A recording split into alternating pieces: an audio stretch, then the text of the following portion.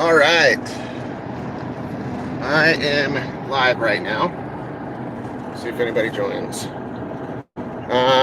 Just a quick update on my truck. I got the fuel line swapped out, and everything's working great. So, I was going to stream in portrait mode, but I hate portrait mode so much that I just decided not to. Sorry, it's a little shaky. I have my little magnet mount right there, and it'll hold it, but not in landscape mode, which is what I'm in right now. But I'm doing a quick trip to a place called Ogden in Utah. It's about 140 to 150 miles round trip, and I filled up before I left, and I'll fill up at the same gas station after I get back.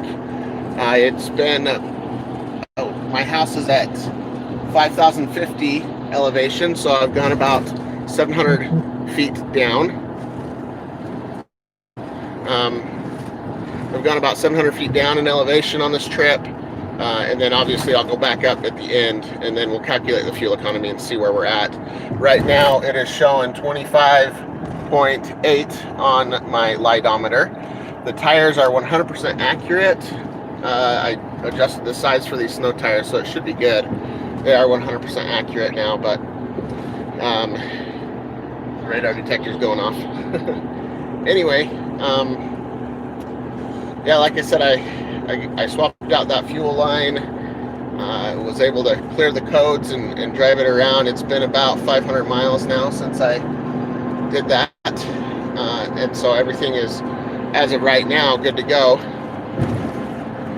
We'll see if there's any issues long term, but as of right now, there are no issues. It's driving great. I am going up to do some photos of a house up here for a realtor.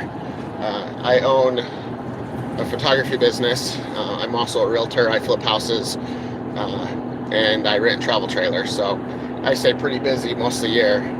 But I'm heading up to this. It's called Far West. It's near Air Force Base up here. I'm doing some pictures of a house.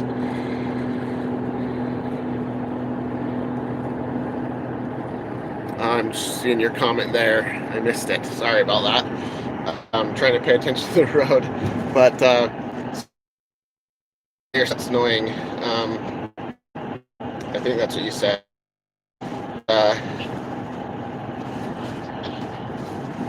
Yeah, it can occur for several reasons. There we go. Sometimes even with the soaking tune, turn off the car and it goes away. Yeah. So mine did that as well when I was working on my custom hoses. I don't know. There's a few things that can cause that error. I know one for sure is air leaks.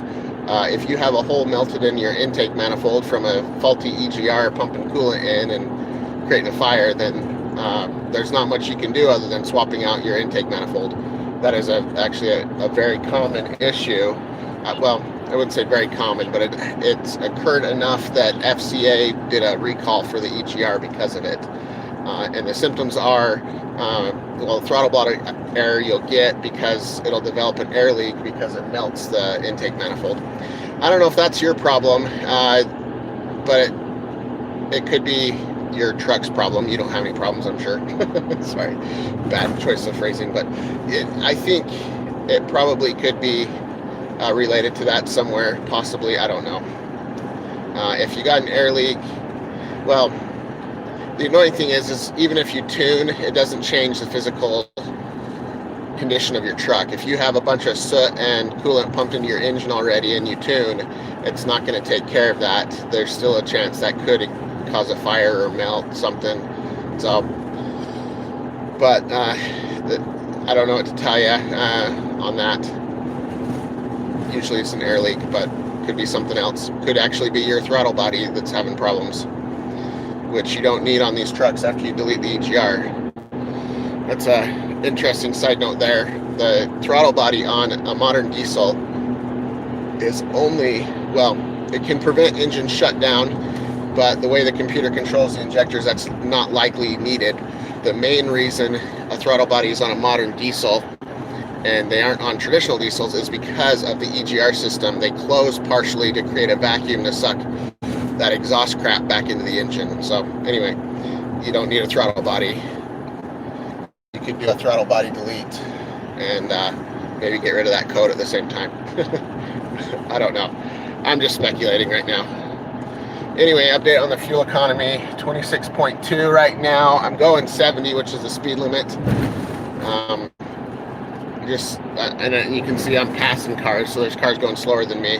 I'm staying with the majority of traffic. There's 5 lanes here, so I'm not holding anybody out by going the speed limit. And I'm over 26 miles a gallon for this trip so far, and that's, of course, coming down 7,000 feet, but I also went up and down during that, as you'll see in the video. So I'm in the middle of doing a video for my channel for fuel economy on this trip, and I figured I'd go live as well and do another video.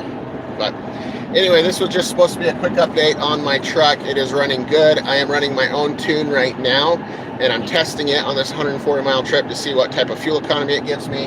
I'm still working out kinks on it and fine-tuning it, so it's not 100% there. I imagine I'll be working on this tune for months to come for my own truck. So anyway, 26.3 miles per gallon so far, and I have another 50 miles to drive this way and then another 70 miles back. So anyway, thanks for watching. Sorry this is a short video. I don't know if anything I said was helpful. Maybe it is, but I'm gonna end this here so I can focus on driving.